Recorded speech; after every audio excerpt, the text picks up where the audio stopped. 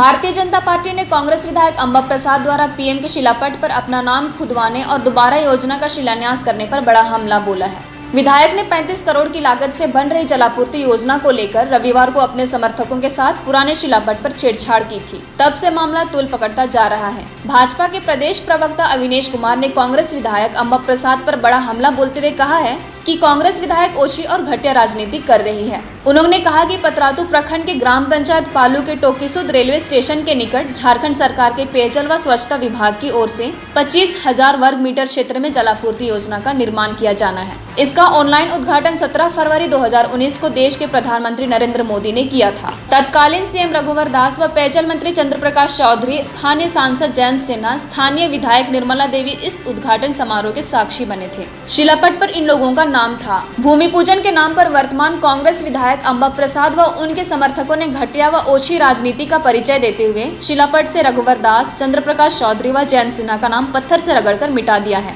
Congress party के विधायक अंबा प्रसाद व उनके समर्थकों के इस घटिया हरकतों की जितनी निंदा की जाए कम है। अविनाश कुमार ने कहा कि हेमंत सरकार को इस घटना को लेकर अविलंब कानूनी कार्रवाई करनी चाहिए। उन्होंने कहा कि विधायक ने लोकतांत्रिक मर्यादाओं का उल्लंघन किया है, जिसे जनता कभी बर्दाश्त नहीं करेगी। महिला वाले घरों को रोशन तो करते ही हैं, बच्चों का भविष्य भी संवारते हैं।